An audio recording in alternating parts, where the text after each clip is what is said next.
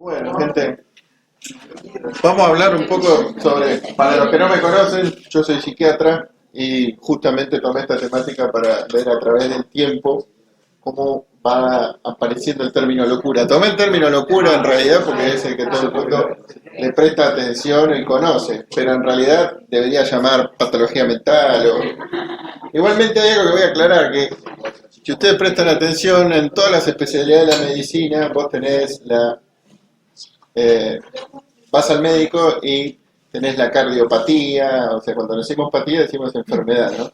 La neuropatía, pero en psiquiatría no, es la salud mental. Es como si yo fuera traumatólogo y le hablara de la salud traumatológica. En vez de llamarse traumatología, se llamaría salud traumatológica. Bueno, tomé el término locura para ver la evolución, porque la locura en el fondo sí representa solamente un pedazo de la enfermedad mental y no todo lo que... Igual traté de seleccionar cómics que hacen referencia a cosas y van a ir viendo que al principio se basa más que nada en la locura, en la psicosis, y después empezaron a aparecer cosas interesantes en el cómic que no tenían que ver solamente con la psicosis, ¿eh? Pero bueno, acá puse definiciones básicas que son de diccionario, muy pobretonas. Privación del juicio y uso de la realidad. Esto es todo como se definiría la locura, ¿eh? Despropósito o gran desacierto, acción que por su carácter anómalo causa sorpresa, exaltación del ánimo o en los ánimos producida por algún afecto u otro incentivo. El otro incentivo, vamos a ver que está. Trastorno o perturbación patológica de las facultades mentales, acción imprudente, insensato o poco razonable que realiza una persona en forma irreflexiva o temeraria. Esa por ahí es la más completa. Pero en el fondo, la privación del juicio y el uso de la razón es la que todo el mundo toma como básica. Es una persona sin juicio ni razón el que ejerce locura. Bien. El primer rasgo que encontramos, yo por ahí voy a hablar de cuando aparece el personaje, pero después voy a ir más adelante en el tiempo porque lo explotan bastante bien al personaje y muestran otras cosas que en el principio no estaban.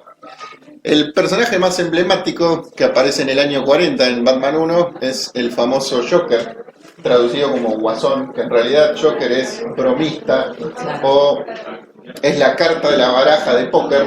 El Joker es ese payaso que aparece tipo Arlequín en la baraja. Bien.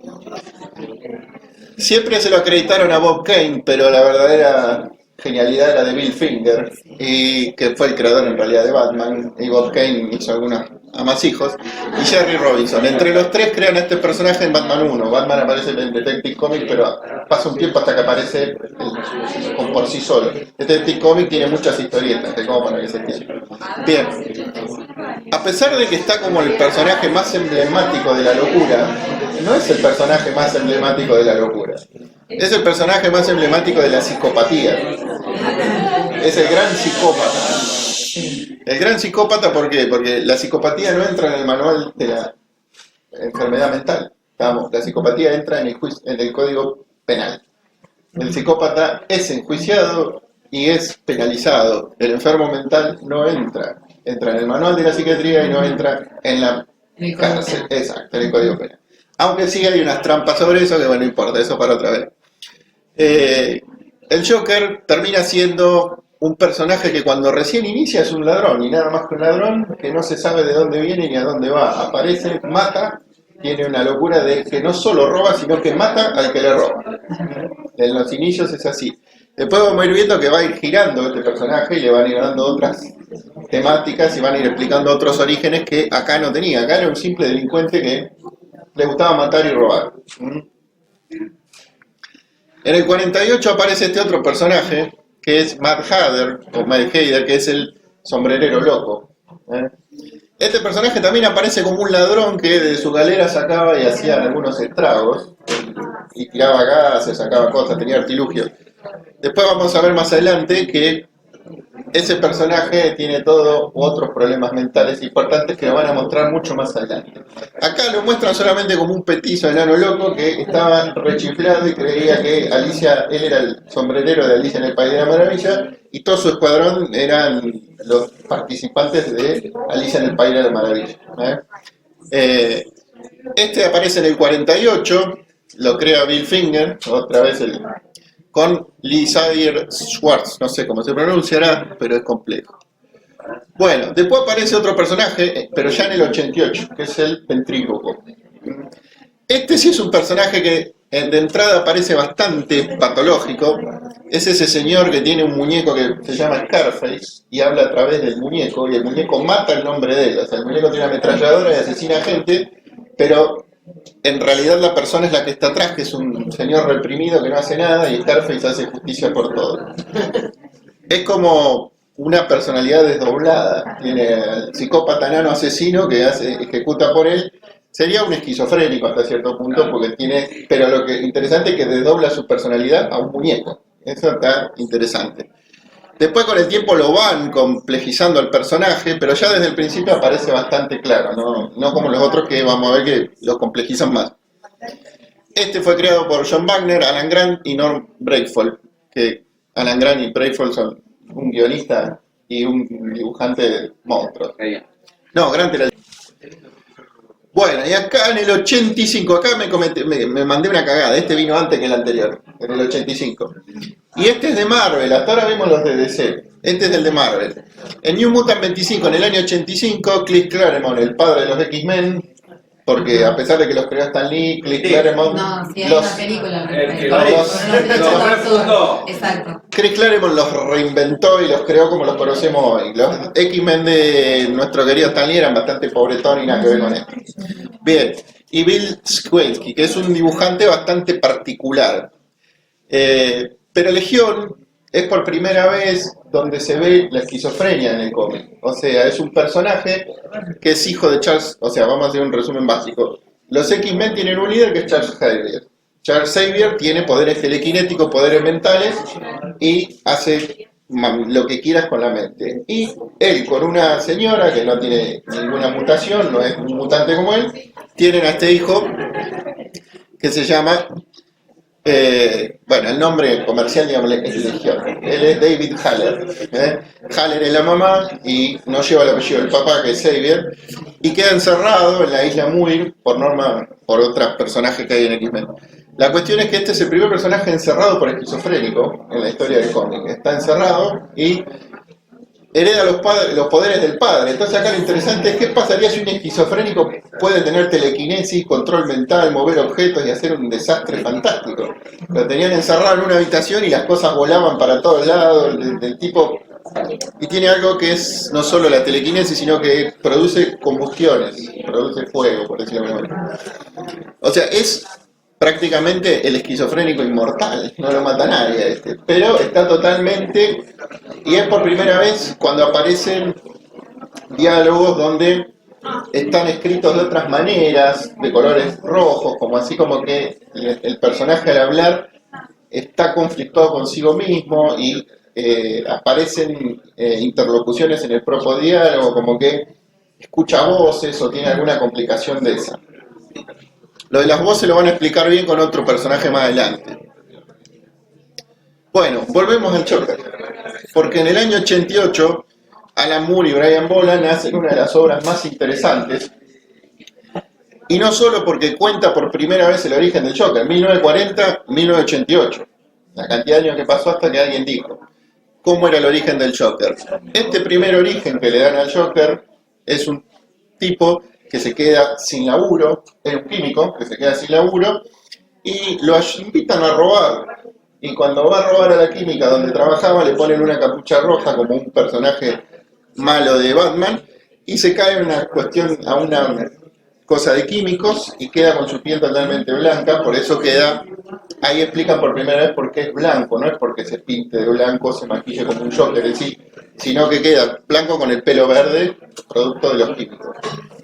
Pero en esta obra lo muestran por primera vez la psicopatía total del Joker. Esto arranca con que el Joker le toca la puerta a la hija del comisionado Gordon le dice Smile y le pega un tiro y la deja inválida. Le tira un tiro a la cintura, la deja inválida mientras le saca esa foto y le dice sonríe. Muestra bien la psicopatía totalmente desquiciada. No solo eso, sino que lo secuestra a Gordon, se lo lleva a un parque de diversiones y lo tiene a torturar, lo tortura y lo atormenta. Y es uno de los primeros cómics donde se explica bien el juego psicológico entre un psicópata y Batman, que no sé si es un psicópata, pero es más o menos por ahí. Y, exacto, es un sociópata, digamos, le funciona, exactamente. La cuestión es que Moore hace algo genial, que es que termina el Joker haciendo reír a Batman en un chiste totalmente estúpido, que es una alegoría interesante, porque Batman no se le mueve la jeta esa que dice, ay, Batman, y no sabe decir más que eso, y el Joker lo hace reír. Acá también ese final va a mostrar algo que va a aparecer más adelante, que es la influencia psicopática sobre otros personajes del Joker. Bien, seguimos, es un ilustre, él tiene todo lo que se nos ocurre. Arkham Asylum llega prácticamente un poquito después. Acá entra en juego otro de la camada, como dijo Angelito, que venía de Inglaterra, Escocia, estos lugares. Este es escocés, Grant Morrison y Dave McKean. Grant Morrison hace un planteo interesante, que es que ¿qué pasaría si Batman tiene que pasar? O sea, el asilo Arkham es el asilo donde están todos los criminales dementes de Gotham. ¿Qué pasaría si Batman tiene que pasar una noche ahí adentro? Y el Joker le dice que para liberar a quienes tienen que liberar, él tiene que pasar una noche adentro y bancársela una noche adentro del asilo Arkham, entonces ellos no hacen lo que van a hacer. Por primera vez acá se cuenta también la historia de Jeremías Arkham y cómo se construye el asilo Arkham. Entonces acá se empieza a hablar por primera vez de los asilos psiquiátricos. Cosa que, a pesar que David Haller estaba encerrado en algo parecido a un psiquiátrico en una isla, por primera vez acá es un psiquiátrico donde están todos los personajes en sus celdas y van saliendo, porque imagínense, yo que le abre la celda a todo y salen todos y es un festival de psicópatas locos, esquizofrénicos persiguiendo a Batman por los pasillos y que Dios te ayude. Es un planteo interesante y Dave McKean dibuja de una manera que no es dibujo tradicional, sino que es tipo collage, esas cosas, y por ahí hace cosas muy interesantes que también lo amortiguan un poco. Porque si esto hubiera sido dibujado por alguien de trazo más realista, hubiera sido un poco más virulento. Bien, bueno, acá llegamos a otra época que va desde el año 89 hasta el año 96 y es The Sandman. Neil Gaiman, con un montón de gente como Sam Cade, que es importante para lo que viene después, Dreamer y Malcolm Young III, crean The Sandman. The Sandman va a tener un montón de dibujantes a pesar de Gaiman como guionista oficial durante todos esos años.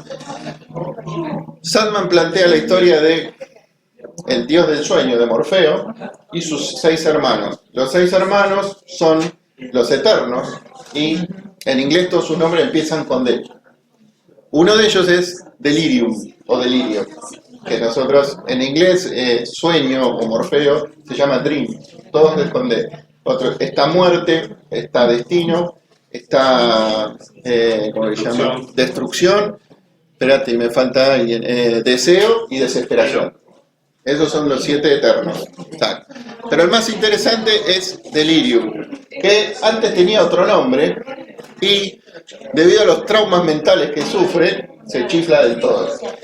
Delirium yo la tomé porque, más allá de que es uno de los personajes que para mí mejor representa la esquizofrenia, la locura y todo junto en el cómic, tiene algo que hasta ese momento no se había visto, que Delirium va siempre con un vestido diferente cuadro a cuadro, los pelos van cambiando cuadro a cuadro, los ojos le cambian de color cuadro a cuadro, aparece con una mascota que por ahí, acá se ve un lobo, pero de golpe viene con un pescado que vuela atado con soga, y va, página a página va cambiando.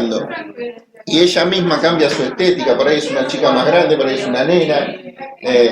O sea, muestra por primera vez una disrupción en el gráfico de lo que sería una psicosis o una psicosis, ¿no? Por eso es re interesante este personaje. Y al final de cuentas, Sandman, que es bastante garca, termina oyendo a la voz de la locura, que es la más lúcida de todos sus hermanos, al fin de cuentas, es la que mejores consejos le da. a pesar de que todos los otros conspiran para cagarse entre todos, y ella no. Ella le termina dando consejo a su hermano de qué tiene que hacer. Es como también un toquecito de Gaiman para decir la locura no siempre es mala. Bueno, acá apareció otro personaje en el año 91 que se llama Deadpool. Deadpool es otro de los emblemas de, ¿cómo se llama? De Marvel. En esta primera aparición no muestra nada. Es un mercenario que lo mandan a cobrar, a matar, y no hace más nada, que es parte de eso. Tiene un poder que es que no lo podés matar porque se reproduce tipo Wolverine, pero es esquizofrénico. Y este va a ser el personaje que después en el tiempo va a plantear la disociación y la ruptura de la cuarta pared como si fueras un esquizofrénico. Él habla con su voz y charla con vos, con el que está leyendo, y hace unos despelotes y sigue a su voz y la voz le dice algo e interactúa. Eso está bueno porque hasta ese momento no se había visto eso. Pero no aparece en el principio, aparece mucho más adelante. En el principio, en esta historieta, que es la primera donde aparece, no aparece esa voz extra. Pero después más adelante sí lo va a hacer. Y va a ser uno de los pocos personajes que lo hace, que habla con su propia voz y divaga y se va. Fíjense que hasta ahora venimos hablando todo de la psicosis. Cuando yo digo psicosis, hablo de la esquizofrenia, que es lo más grave de la psicosis. Hablo del trastorno delirante. Hablo de otro trastorno que se llama esquizoafectivo. El episodio psicótico breve que le decimos, o el episodio psicótico post-consumo o post-sustancias. Eso sería la psicosis. Todo esto se enfoca mucho más hacia el trastorno delirante y la esquizofrenia, que son los más escindidos de la realidad. Bueno, y acá llega otro personaje interesante que muchos conocen, sobre todo los chicos de hoy, que es Harley Quinn. Harley Quinn es un juego de palabras que construye Arlequín. Entonces, ella originalmente se llama Harleen Quinzel. Harleen Quinzel es su verdadero nombre. Y por primera vez aparece el psiquiatra en la locura de los cómics. Ella es psiquiatra. Es la doctora que va a ir a Asilo Arkham a hacer sus estudios, digámosle, y se chifla y se enamora totalmente del Joker. Matt Love es un hombre interesantísimo porque, como quiso mostrar Paul Dini junto a Bruce Timm, que en realidad no la crearon para una historieta, la crearon para la televisión, para la serie animada de Batman, y después, como fue tal furor, la trajeron. Matt Love es porque en realidad no habla de la locura, habla de la erotomanía, de la persona que se enloquece por otro y quiere que el otro le corresponda, pero al Joker le importa un sorete Harley Quinn y no le calienta nada y la patea y la quiere matar y ella sigue igual tratando de casarse con el Joker. No hay nada más psicópata y perverso que el Joker y ella está totalmente enamorada. En esta primera versión de Harley Quinn está totalmente sexualizada, es un personaje voluptuoso, es de dudosa procedencia su recibida de psiquiatra porque se acostó con alguno y no sabe qué yo. Después tienen en otro escritor más adelante va a cambiar esto un poco, pero acá Paul Dini y Bruce Timm la hicieron de esa manera. Es donde por primera vez se ve esta patología que es un trastorno delirante, que es el trastorno delirante que se basa en la erotomanía, o sea, en cuando una persona ama a otra pero no le corresponde, ella cree que está enamorada del otro pero el otro no le corresponde. Bien. Cuando hablamos de Sandman dijimos que junto a Neil Gaiman había participado Sam Kidd, Kidd se pronuncia, no sé, ok. Este muchacho después se larga por sí solo a escribir The Max. Para los que anduvimos en los años 90, The Max fue un pequeño segmento breve que salía en MTV, pero en realidad era un cómic que está publicado acá, que son 7 volúmenes, donde se muestra por primera vez la ruptura total del orden en el cómic. O sea, es una chica que después de un episodio traumático, acá la locura es consecuencia de un episodio traumático, la violan, ella quiere ayudar, porque es asistente social y quiere ayudar a un pobre vagabundo y la terminan golpeando, violando, le hacen un montón de cosas, y a partir de ahí se disocia entre un mundo donde ella es una reina en una jungla y la realidad, donde es un asistente social. La historieta es re compleja, re difícil de llevar porque se te arma un mambo en la cabeza que no sabés cuál es la realidad, cuál no, para dónde va. Aparecen personajes que no sabés si son reales o no. Uno te dice que es el padre, pero no sabés si es el padre o no. El otro es el que... Bueno. Pero creo que fue el cómic que, a pesar de que es difícil leerlo, el que primero mostró la ruptura total de la historieta lineal, o sea, de que empezaba, terminaba, acaba para adelante, para atrás, realidad, no realidad, sueño, me despierto. Eso es lo más complejo que planteó Kid. Es difícil de leer, si alguno se anima a leerla, léala, pero es complicada. Bien, después tomé, una de las cosas que dije, no me quise basar solo en Marvel y DC, chupé de Europa y de Argentina un montón de cosas. En el año 96, entre el 96 y en el 2003, estamos todavía en los 90, este señor que se llama David B., abreviado, pero en realidad se llama Pierre-François Bouchard, calculo que será, y el nombre es en francés, L'Ascension du Fut Mal, no sé si lo pronuncio bien, pero bueno, el ascenso del gran mal. Este es el primer cómic donde aparece una patología neurológica que es la epilepsia. Pero la epilepsia, por eso se llama epiléptico el ascenso del gran mal. El gran mal es porque las epilepsias tienen una clasificación. Y la epilepsia más conocida, la tónico-clónica, fue llamada inicialmente, tónico-clónica me refiero a que es el chiquito que se contrae y se relaja y se le traba y se cae, que todos conocemos. Eso se llama gran mal. Y el chiquito que se queda quieto así mirando a la nada un rato y vuelve, se llama el petit mal, el pequeño. Por eso este es el gran mal, porque es la tónico-clónica. Pero también hace un planteo re interesante el autor de qué es convivir con un epiléptico refractario sin remedio para que lo cure. Es toda la vida del escritor contando sobre un hermano epiléptico que no podía sobrellevarlo y no había cura, y no había medicamento, y no había droga que le parara la epilepsia. Entonces se vuelve muy interesante cómo se analiza a la enfermedad. Acá ya estamos en una historieta real, hasta cierto punto. Es la historia de la vida de un pibe que no logran de ninguna manera en la Francia de los años 70 y 80 lograr que pueda vencer a su enfermedad. Y lo interesante es que te va mostrando cómo se va deteriorando mentalmente la persona, crisis a crisis. El hermano empieza siendo un pibe normal, común y corriente, y cuando en el final del libro ya no puede ni hablar, es una cosa que casi se mueve, por decirlo, debido a la epilepsia. Es una de las pocas historietas que muestran en esos momentos el deterioro de un paciente.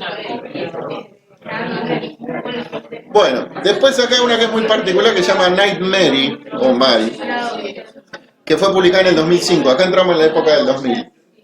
La hizo Rick Remender con Carol Dwyer, no sé cómo se pronuncia bien. Esta la tomé porque es la primera historieta que habla del subconsciente y la ensoñación, de las que leí. Es una chica que tiene la capacidad de meterse en los sueños de otro y interactuar en el sueño del otro, y el papá que es psiquiatra la usa para tratar de resolver el quilombo de la mente del otro. El problema es que los pacientes del papá eran todos esquizofrénicos y psicóticos, y se armaban unos quilombos bárbaros porque después de esa terapia se mataban entre ellos, mataban a los hijos, se suicidaban, bueno. Después entra un poco de ciencia ficción sobre todo esto y se habla de aparece un personaje que está encerrado en un lugar, que tiene una capacidad mental de meterse en la cabeza de cualquiera que tiene la redonda, bueno. Pero lo interesante acá es que el cómic muestra muy bien la psicosis violenta. Cuando la persona, siguiendo una alucinación, mata a sus propios hijos porque cree que son tal cosa. Es áspera hasta cierto punto, el dibujo la amortigua un poco. Y tiene algo interesante que es que la realidad está dibujada y coloreada de una manera y la ensoñación, cuando ella se mete en el sueño, se dibuja y se colorea de otra manera. Entonces la realidad siempre es oscura, gris, y los sueños son todos muy de colores y de distintos dibujos. Es muy interesante cómo jugó Kieron con los dibujos.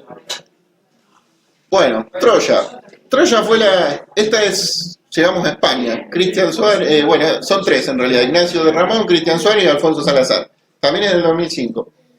Troya es una alegoría a la historia de Troya.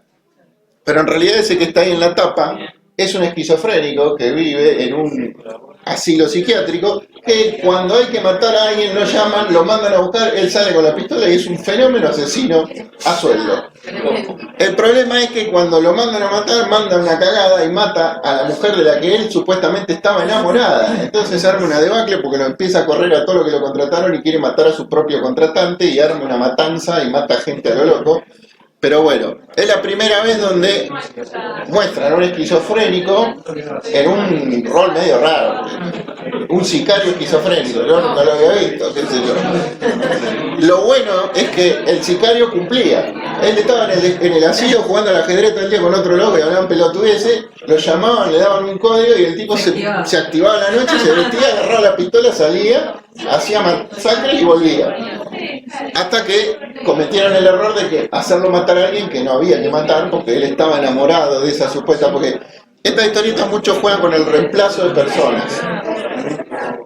Creen estar enamorados de una persona o que esa persona es la que corresponde, en realidad no, es una alteración sensoperceptiva. Bien. Este también lo seleccioné porque sale en la misma época, pero lo hacen los Yankees. La escribe una mujer, hasta ahora eran todos de guionistas, pero acá lo escribe Devin Grayson, que es una mujer, con Brian Stifler, y se llama Matador. Es el matador, un sicario de la mafia, único e inmortal, invencible, hasta que la policía media nueva lo encuentra cara a cara por primera vez. ¿Y qué se da cuenta? Que el matador se quedaba quieto así y no hacía nada y a ella no la tocaba. Tenía como una orden de no tocarla. Bueno, la cuestión es que descubre que el asesino más grande de la mafia es un autista, que si le daban la instrucción musical y tenía que seguir su ritmo, él al ritmo de la música que recordaba liquidaba a todo el que se le cruzaba.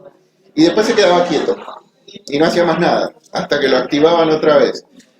Es una cosa medio rara, o sea, estamos viendo las patologías reales mezcladas con un poco de ficción como para de fantasía.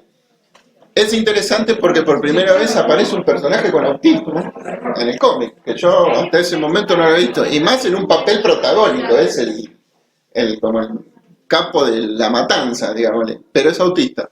Me pareció muy interesante. Bueno, esta es una obra sublime, escrita en Argentina, por Carlos Trillo y Lucas Varela. Esto sí que es la alegoría de la psicosis más hermosa que leí en mi vida. Es violentísima, truculentísima, repulsiva por momentos, pero se llama el síndrome guastavino. Esta es una genialidad que Trillo hace, que lleva a un esquizofrénico a ser el hijo de un represor jerarca de los años 70 que le encantaba torturar y mutilar mujeres sobre todo, y el hijo esquizoide y su madre. La madre, una señora que desconocía hasta cierto punto todo lo que hacía este señor guastavino, y todo eso se mezcla con un humor negro bizarro, como que la madre, cuando él recuerda que es chiquitito, sale con la madre de compra, los paran los milicos, los cagan a patada, ¿qué llevan en las bolsas? Y la vieja con la bolsa de la cooperativa dice, no, pero no tengo nada, ¿usted qué lleva? Y dice, deme su documento, y cuando le da el documento dice, es la mujer de Guastavino, se paran todos firmes, ellos van a un negocio, cagan a palo al kiosquero, no sé qué, le roban todo y se lo traen a la señora, señor Guastavino, la acompañamos, todo así. Es una parodia de la época oscura de nuestro país, pero contada por el hijo de por un esquizofrénico. Él trabaja como empleado público, el padre lo enchufó en una oficina y no entiende nada, porque esa muñeca que está al lado es el amor de su vida. Y él ahorra y mata a su madre de hambre porque está juntando plata para sacarla de la vidriera del judío que la tiene encerrada a un precio. Entonces mata a su propia madre de hambre para comprar a su amada, que es la muñeca. Entonces tiene una locura total y está muy bien hecha porque el personaje a lo último va a mostrar algo que no pasa en nosotros, que su locura es tan extrema que no solo mató a su madre de hambre, sino que él se termina tirando por una ventana totalmente chiflado, alucinado, viendo a los ángeles, al Padre, a Dios, y bueno.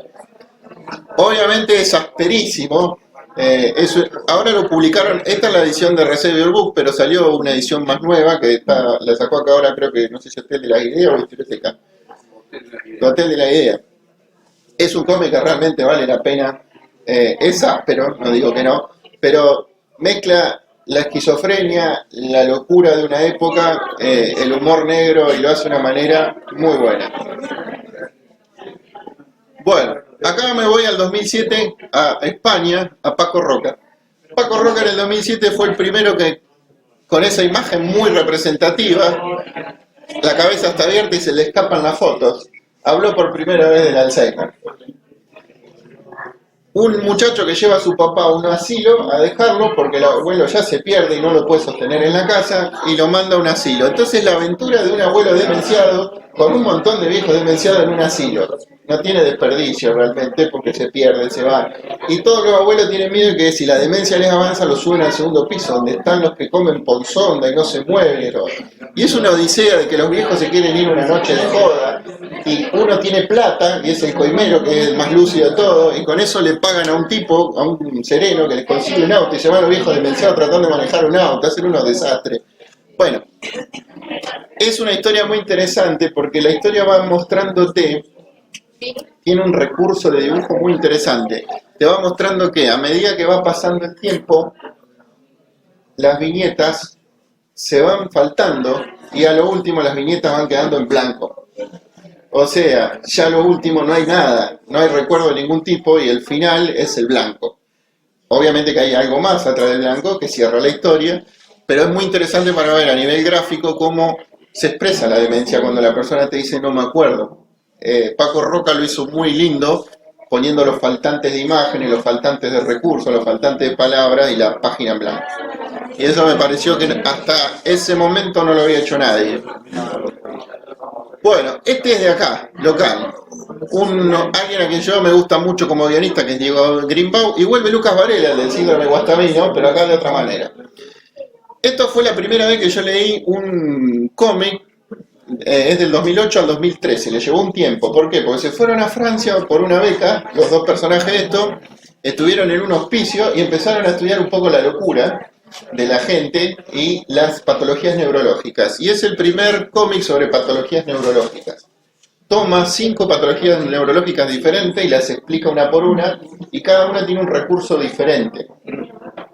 No es tanto psiquiatría esto, sino es más neurología. Yo tomé de acá esta que me parece hermosa, que se llama afasia, que es cuando la persona puede entender, pero no puede expresar, no puede hablar, o viceversa. Entonces, la historieta, si ustedes le prestan atención, no tiene diálogo, sino que todo lo que está escrito en los libros, en las paredes, es lo que ella va pensando o tratando de querer decir, pero no lo puede decir. Entonces, como ella, me pareció un recurso formidable, como vos vas siguiendo primero la tapa del libro, los libros de la estantería, las propagandas, todas las propagandas de la estación de tren, y es ella tratando de luchar contra su enfermedad para tratar de decir algo, hasta que logra decir un par de palabras en el final y termina medio encerrada para que la traten porque nadie entiende qué quiere decir. La verdad que es una historieta interesantísima por los recursos que usa en cada patología. Está muy bueno. Bueno, este es más sencillo. Hulk, volvemos a Marvel, es del año 2011. Un guionista que me gusta mucho se llama Jason Aaron, con Silvestre y Will Portacio. Es interesante porque plantea, Hulk, si todos sabemos, es el científico que cuando lo exponen, Bruce Banner, lo exponen a la radiación y se convierte, cuando se enoja, se convierte en el increíble Hulk y rompe todo y no le importa nada ni nadie. Bueno, el planteo de esta historieta es ¿qué pasa si separamos a Bruce Banner de Hulk? O sea, ¿qué pasa si separamos al esquizofrénico? Porque Bruce Banner en el fondo es un esquizofrénico. Es un científico de día y un gorila destructor de noche, digámosle. Y es interesante porque es un recurso de qué pasa si vos le separaras la mente a una persona y harías 2 personas de una misma persona. Entonces aparece un Hulk pensante y un Hulk destructor, y es muy interesante el recurso. Obviamente que yo lo tomé porque es un poco esquizofrénico Don Banner, en lo que pasa que por ahí acá se largaron a hacer una división. ¿Qué podría pasar? Me pareció un planteo interesante si lo separabas. Es un poco facilista, pero bueno. Volvemos al sombrerero loco. Fue recién en el año 2013, donde Greg Hurwitz, que es un escritor que se metió a hacer guiones, contó un poco la locura de este personaje. Y mostró algo re interesante que no se había visto antes, que siempre los locos o los malos eran porque se chiflaron o porque les hicieron algo en la infancia y entonces se trastornaron. Bueno, él no, él era un enano que no crecía, como el señor Messi, y se les enchufó o se le ocurrió a los médicos norteamericanos meterle testosterona de manera descontrolada. Y el médico le explica a los padres que si le metemos testosterona prototipo que estaban experimentando, como le pasa a los patovicas cuando le dan mucho la testosterona, puede producir psicosis. Se ponen agresivos, violentos, paranoicos, bueno. Y el personaje decide que él le dice a los padres, yo igual voy a tomar las pastillas, no me importa nada, se toma las pastillas y termina siendo este enano psicópata totalmente desquiciado, que después no solo se chifla con la temática de Alicia en el País de la Maravilla, sino que le da los test con alucinógeno y eso le pira mal la psicosis y la paranoia y lo vuelve reagresivo. Y acá es donde por primera vez hay una escena donde agarra con una plancha y le revienta la cabeza con una plancha a una mujer porque anda buscando a su Alicia. Está todo buscando a su Alicia. Quiere encontrar a su Alicia para llevársela a su mundo y a la misma vez se quiere afanar todo lo que encuentra y a la misma vez se toma los té alucinógenos y a la misma vez se pone paranoico y a la misma vez mata gente. Bueno, es una genialidad lo que hizo el guionista acá con este personaje. Este personaje también fue conocido por el control mental. Él ponía gorros en las personas y al que le pone el gorro lo controla mentalmente desde su gorro. Pero eso no tiene tanto que ver con lo otro. Bueno, acá tomé un cómic argentino de Sebastián Pablo Lonero, que se lo conoce como Saje, y Aleta Vidal, que es del año 2013. Se llama 11 días. Es el primer cómic que yo leí sobre el insomnio. Cuenta, el insomnio llevado a la ciencia ficción. ¿Qué pasaría si vos no podés dormir y a los 11 días entrás en una psicosis totalmente radical que te matás vos o matás a alguien? Te volvés un enano, un sombrerero y salís como loco con el auto a matar gente porque estás desquiciado, alucinás, escuchás voces, bueno. Tiene algo de la realidad, que fue un muchacho que después de 11 días de no dormir hizo un desastre importante. No me acuerdo si era en Estados Unidos, me parece. Toma un poco de esa realidad y plantea por primera vez una enfermedad que no te deja dormir. Y si no dormís, ¿qué pasa? Te morís en una psicosis final que dura a los 11 días aparece. Y también le meten a un gobierno argentino que tapa todo, hace una veleta ahí como para que no parezca. Pero, bueno, hay Cabot Jones, este es de un norteamericano y un argentino que es Renzo Podestá, rosarino acá, colega, que sale en el 2015. Este cómic es el primero que se desarrolla en un psiquiátrico. Al Cabot Jones es un paciente psiquiátrico esquizofrénico de máximo riesgo porque asesinó miles de personas, tiene una locura y tiene una voz que lo comanda. Y acá sí habla la voz y él no habla, y le pelea a la voz y le discute a la voz hasta que la voz se calla y él no sabe qué hacer porque cómo salgo y salvo a mis compañeros si la voz no me habla. Entonces después se arrastra de rodillas para que su voz le vuelva a hablar. Entonces es un verdadero esquizofrénico con alucinación auditiva severa y conductas ultra violentas porque no se salva a nadie. Entonces no sabes, el subtítulo es Monster Hunter, él caza monstruos porque él es el arma de Dios para cazar monstruos. El tema es que no sabe ni a quién mata, porque es un delirio de realidades y ensoñaciones y alucinaciones que termina que se escapa él con un par de amigotes del psiquiátrico y masacraron prácticamente a todo el staff del psiquiátrico. El último golpe. Este lo escribió también un canadiense, en realidad, con Lisandro Sterren, que es también rosarino.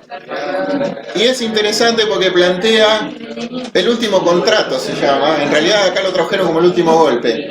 Él es un sicario, un mafioso que se retiró hace muchos años, pero el problema es que ya tiene casi 60 y pico de años y cuando le vienen a cobrar una deuda, no recuerda la deuda porque está demenciado.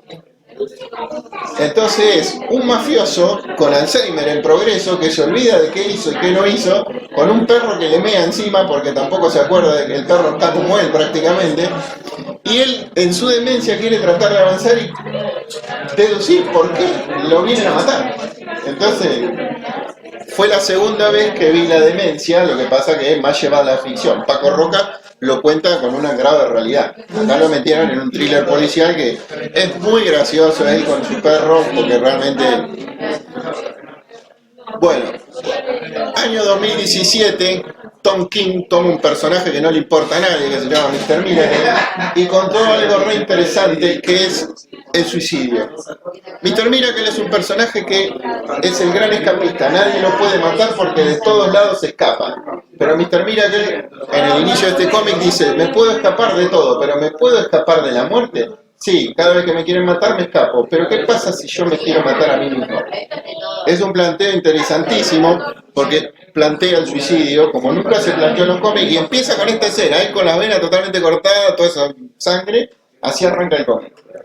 Es áspero, pero después le pone un poco de fantasía encima, pero la premisa interesante es que nunca se había tratado con esta seriedad el suicidio en el cómic. No es un paciente esquizofrénico, no está, pero es un suicida. Decidió quitarse la vida porque está cansado de vivir, porque no se muere.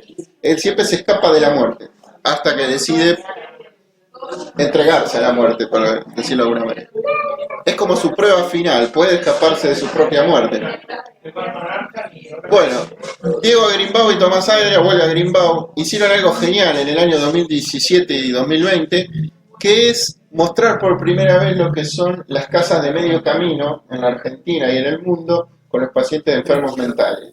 Una vez que son externados, conviven con un psiquiatra y un psicólogo a cargo en casas. El problema es que hay uno que ve al ratón que le charla y el ratón le da ciertas indicaciones. Entonces se arma un lío importante entre los convivientes. Finalmente, lo que vos vas a ver es que termina con gente parada de pie aplaudiendo. ¿Por qué? Porque en realidad era una obra de teatro donde los propios enfermos mentales, rehabilitados, le mostraban al mundo en una actuación de un rato cómo se convive con la esquizofrenia y la locura.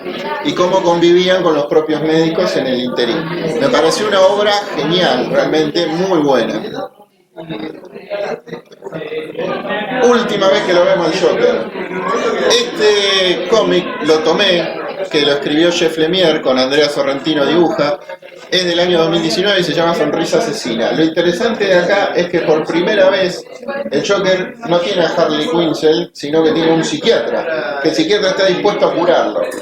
Y el cómic te cuenta cómo el Joker se mete en la cabeza del psiquiatra y lo termina chiflando de tal manera que el asesino es el psiquiatra y lo termina liberando, y el Joker se va y el psiquiatra mató más gente que él en un rato. Es lo que yo le decía hoy, que hacía con Harley Quinn. Acá es interesante ver cómo un verdadero psicópata puede influir en una persona que no está tan segura de su vida. Cómo se le empieza a mezclar. También muestra un poco la vida de los psiquiátricos y los médicos dentro y fuera del psiquiátrico, llegar a la casa y tener los quilombos, enfoca muchas de esas cosas en la vida del psiquiatra, eso está bueno. Vamos, sí. Gente, por favor, bajen un poquito el volumen de voz, así se escucha que se está escuchando más de ese lado que de... Harley Quinn, acá sale el cómic bajo el nombre de Harley. Stefan Sejic, no sé, es croata, impronunciable. En el año 2019, eso que hizo Bruce Timm con Paul Dini, lo vuelve a reformular. O sea, vuelve a mostrar una Harley Quinn mucho más interesante, mucho más psiquiatra, mucho más médico, que quiere curarlo al Joker de alguna manera hasta que se termina de enloquecer junto a él. Exacto. Le quita lo sexual del personaje, la vuelve una persona mucho más real y que se torna bastante más violento toda la convivencia entre los dos. Siempre en este y en los otros cómics de este estilo hay algo, una advertencia interesantísima que hace siempre el jefe del servicio, que le dice tanto a Quinzel como al médico de la sonrisa asesina: tenés tanto tiempo para estar frente a él, no podés estar más de eso. Y que lo primero que hace, desobedece. Y cuando pasan ese plazo que el jefe les dice, es donde se empieza a borrar la realidad de la locura. El jefe no pide ese plazo porque sí, sino porque es el plazo en el que podés sobrevivir estando frente a estos personajes. Este y Sonrisa Asesina para mí son re interesantes para entender qué es estar frente a un psicópata grueso, duro y áspero, y cómo se te puede meter en la cabeza tuya sin que vos te des cuenta. Bueno, acá tomé algo que no se había visto hasta ahora en las historietas, que es argentina, son muchos guionistas y dibujantes, la sacó Loco Rabia, que se llama Morir a los 27, trae a todos estos personajes, pero hay un único común denominador de todos estos personajes, la falopa. Todos terminan muertos por falopa, de distinta manera. A los 27. A los 27. Todos a los 27 y con falopa, todo. El que no se colgó, se ahorcó, lo chocó el auto, se pasó de sobredosis, se pegó un tiro. Cobain se pegó un tiro en la cabeza. El otro apareció muerto en la bañera. Henry apareció muerto de cabeza en un coso. Este se estroló en la ruta, aquella no sabemos. El otro se lo tragó el diablo, no sé, lo mataron. Y aquella se murió también de sobredosis. Bueno. O sea, son todas y sobredosis a distintas cosas, aunque tienen un denominador común que es la heroína, muchos de ellos. Lo interesante de esto es que fue una de las primeras veces que vi un cómic que muestra bien el tema de las adicciones. Y en varias historietas juntas y compiló un poco, o sea, se lo tomaron como morir a los 27, como el misterio de por qué murieron todos los 27, y en realidad yo le diría falopa hasta los 27, le tendría que haber puesto un título, porque fue más o menos la vida de todo, así. Pero bueno. Bueno, y el último es Reconectado, Sociedad Anónima, que fue la primera vez que alguien habló de la adicción y dependencia a la tecnología. Estos dos autores argentinos, Parrilla y Oliver, plantean cómo nos esclaviza el sistema, plantean una sociedad donde hay una cooperativa de celular y movilidad, donde vos, si te quedás sin batería en tu celular, aparece un tipo al lado y te dice, no te preocupes, te cambia el celular y te da uno nuevo con batería, si se te cae el piso y se te rompe, vienen y te lo cambian instantáneamente, para que vos no dejes de seguir mirando el celular. Ese es el planteo que hacen, y como un personaje que está enchaquetado termina siendo el loco, pero no sé hasta dónde era el loco, sino era el que no quería estar sometido a ese sistema. Entonces plantea un poco un juego entre la locura y la adicción a la tecnología. Está bastante interesante eso. Bueno, y eso es todo.